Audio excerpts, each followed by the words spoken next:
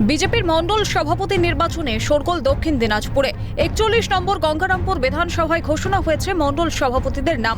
27টির মধ্যে 17টি নাম ঘোষণার পর ক্ষোভে ফেটে পড়েন গঙ্গারামপুরের বিজেপি বিধায়ক সত্যেন্দ্রনাথ রায়। নিজেরই ফেসবুক অ্যাকাউন্টে একটি পোস্টের মাধ্যমে অভিযোগ করেন তারই বিধানসভা এলাকা থেকে মণ্ডল সভাপতিদের নাম ঘোষণা করা হলো, অথচ তাকেই কিছু না জানিয়ে, যাদেরকে তিনি চেনেনই না। শুধু তাই নয়, নির্বাচনে চক্রান্ত করে বহুবার তাকে হারানোর চেষ্টা করা হয়েছে বলে অভিযোগ। কিন্তু দলের মধ্যে এসব কেন? তাতে কি দল সমৃদ্ধ হবে? প্রশ্ন বিজেপি বিধায়কের। গোটা ঘটনায় বিজেপির জেলা নেতৃত্ব এবং রাজ্য নেতৃত্বের উপরে ক্ষোভ প্রকাশ বিজেপি বিধায়ক সত্যেন্দ্রনাথ রায়ের।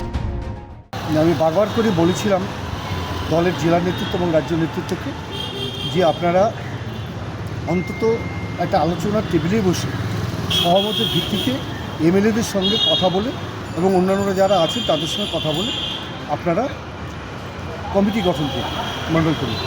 কেউ একজনের বিপক্ষে করছে এবং দুর্ভাগ্যের বিষয় যারা আমার বিধানসভা নির্বাচনের বিরোধিতা করছিল প্রায় অনেকেই, যারা পঞ্চায়েতে ভালো রেজাল্ট করেনি, যারা লোকসভায় ভালো রেজাল্ট করেনি সুকান্ত মজুমদারের, আবার তাদেরকে উল্টে পেটে যাকে আমি চিনি না, যাকে আমি কোনোদিন দেখিনি, তাকে দায়িত্ব দেওয়া হয়েছে।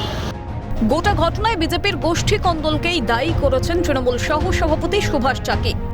যারা বর্তমানে তাদের রাজ্য স্তরের নেতৃত্ব আছে সেখান থেকে গণ্ডগোলের সূত্রপাত এবং একদম নিম্ন স্তর পর্যন্ত আছে। সেখানে সত্যেনবাবুকে ইগনোর করবে এটা তো সকলের জানা।